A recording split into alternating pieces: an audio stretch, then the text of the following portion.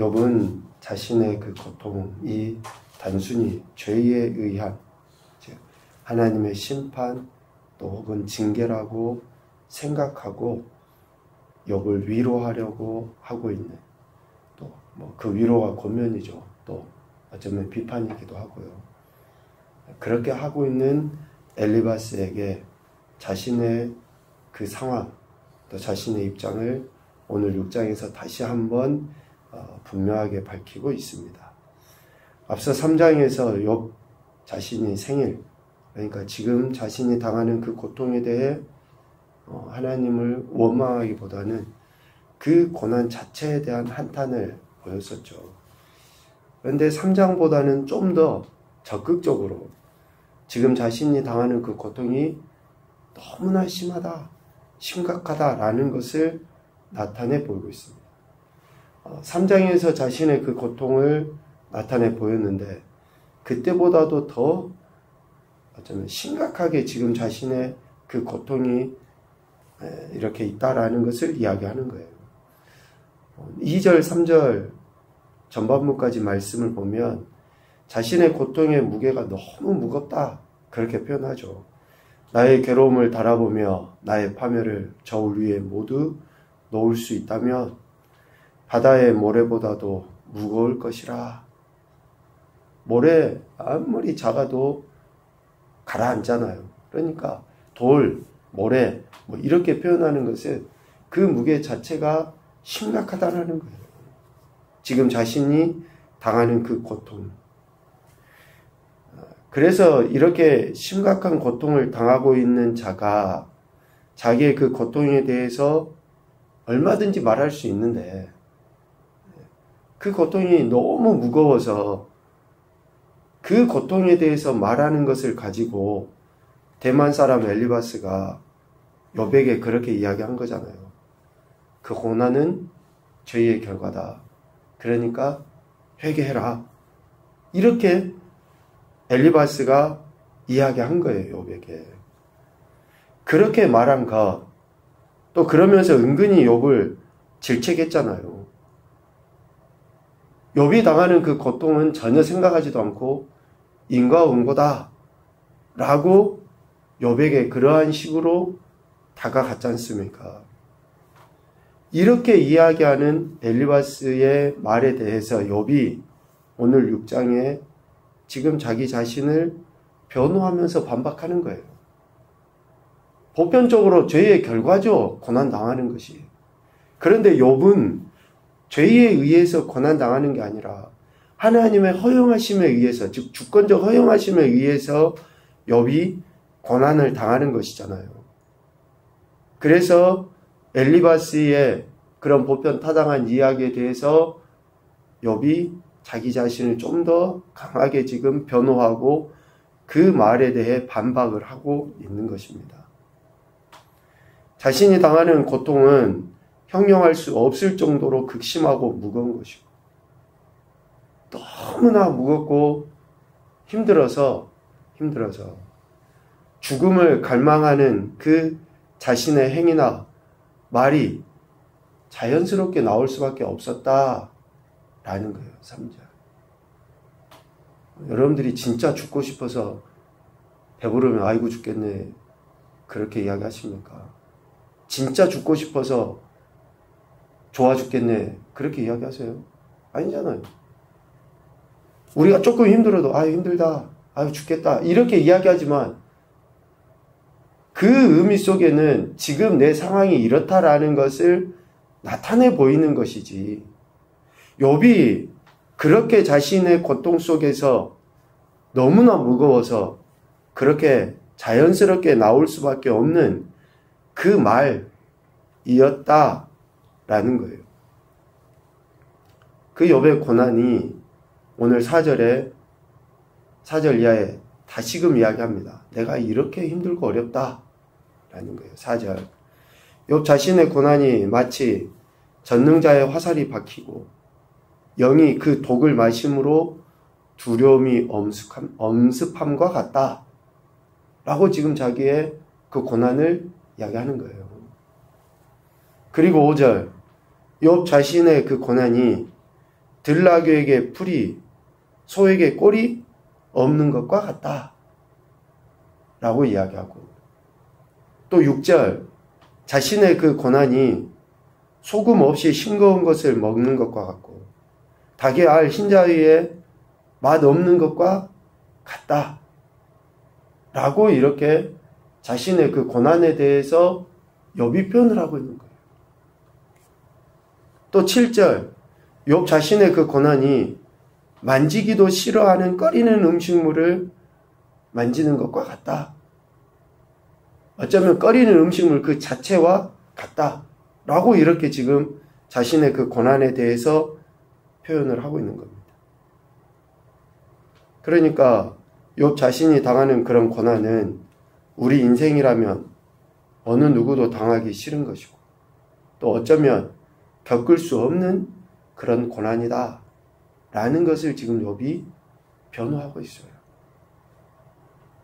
모래의 무게처럼 자기의 그 고난의 무게가 너무 힘들고 어려운데 엘리바스는 그것을 조금도 이해하지 아니하고 죄를 지었으니까 회개해라. 그러면 하나님이 너를 용서해 주실 것이다 라고만 이야기를 하고 있는 거죠. 어제도 이야기했지만 그 말 자체가 틀린 것은 아닙니다. 그러나 욥이 당하는 고난에 대해 하나님의 주권적 허용하심을 이해하지 못하고 하는 그 말은 오히려 욥에게 위로가 아니라 독이 된 것이죠. 욥은 이렇게 자기 자신의 고난에 대해서 변호하면서 그 고통에서 벗어나게 하시는 이는 하나님이시다라는 것을 알고 있어요.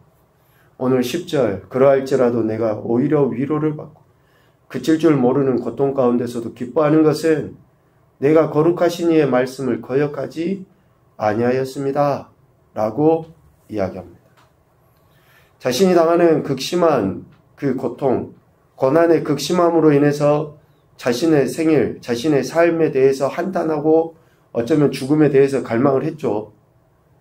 그리고 지금 자신의 그 간구, 소원은 9절에 보면 하나님이 나의 생명을 거둬가는 것이다 라고 이야기해요.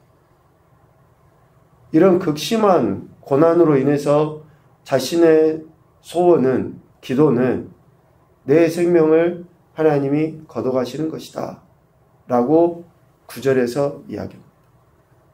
이 고백 속에는, 간구 속에는 두 가지 의미가 담겨져 있어요. 첫 번째는 조금도 해결될 기미가 보이지 않는 상황이기 때문에 더 이상 이 땅에 소망을 두지 않고 영원한 하나님 나라에 소망을 두며 그 나라에 대한 갈망의 표현이에요.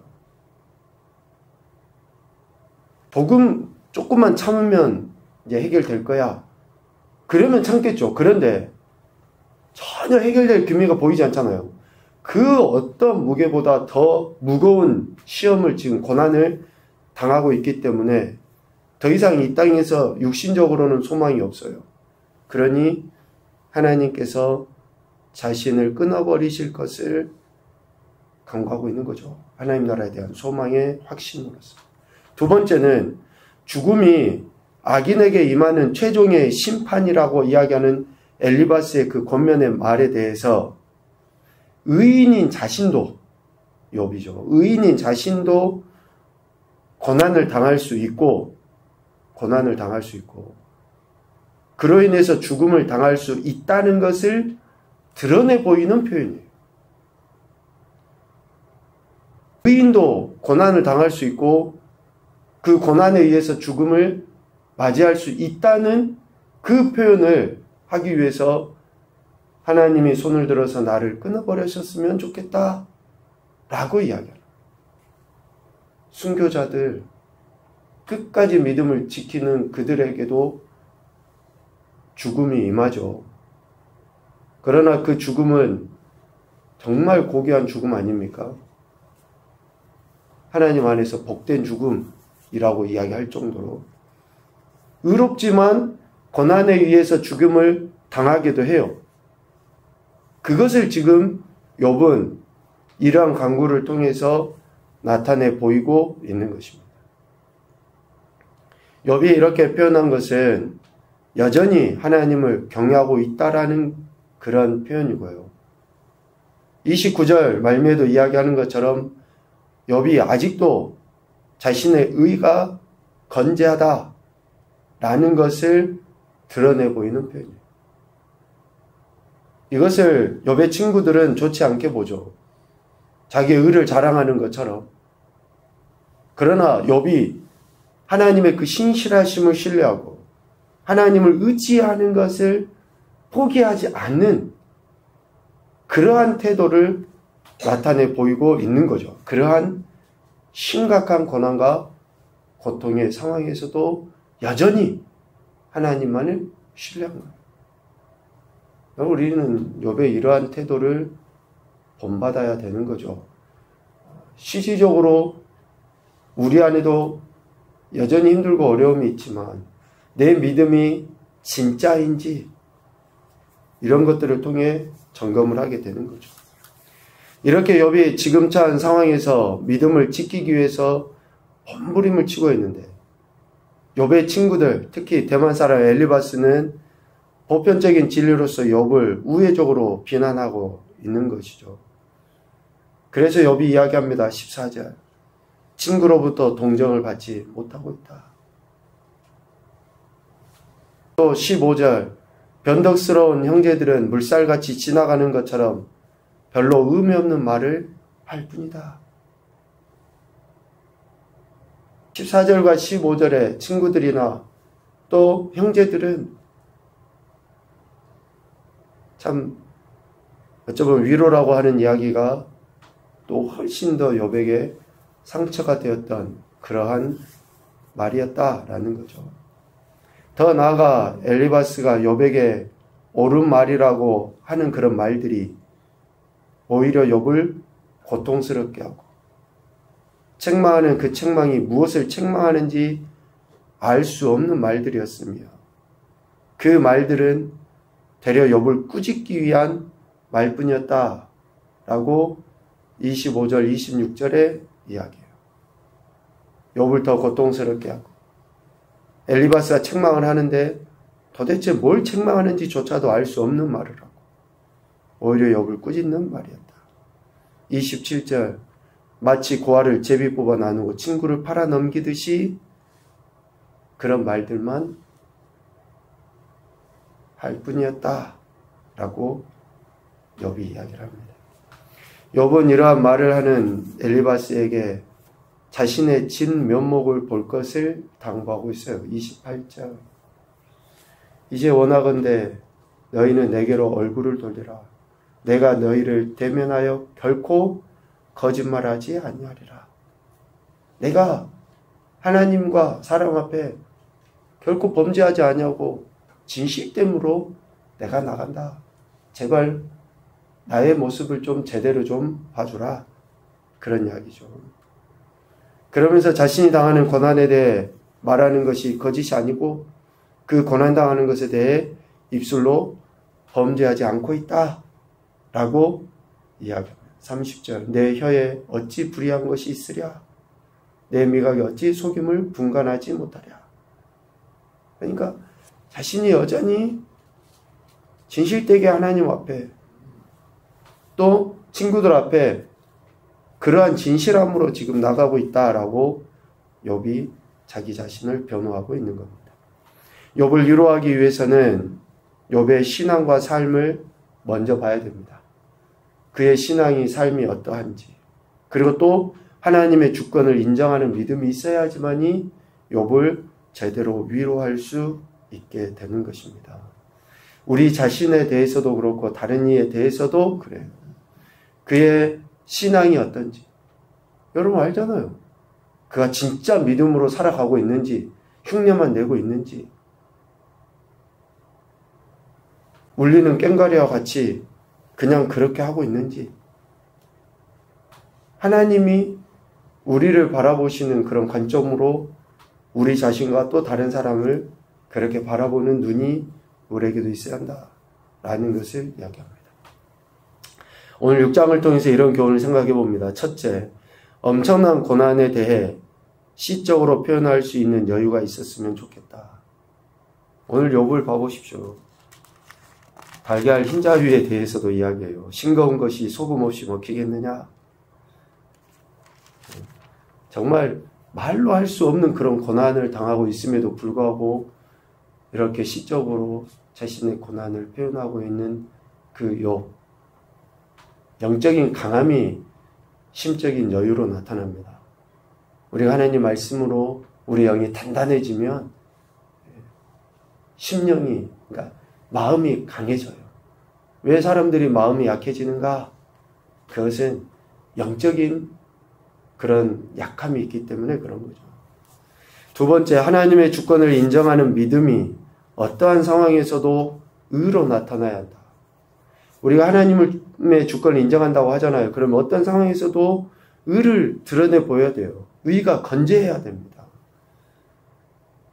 옳지 않은 것과 타협해서는 안 되는 거죠. 편법이나 불법, 그것을 밥 먹듯이 해서는 안 되는 거예요.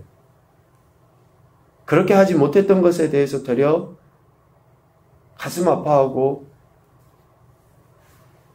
불이한 것을 가지고 어떤 이익을 챙기려고 하는 것도 옳지 않는 거죠. 그래서 30절에서 이야기했던 것처럼 말 자체도 거짓을 하지 않는, 불의를 한 것이 없는, 어떤 상황에서도 의를 나타내야 되는 거고요. 세 번째, 위로와 권면, 비난과 판단, 정죄는 오직 하나님 말씀에 근거함이 돼야 한다. 하나님 말씀에 의한 위로, 또 권면, 비난, 판단, 그런 것도 나타나야 되는 거죠.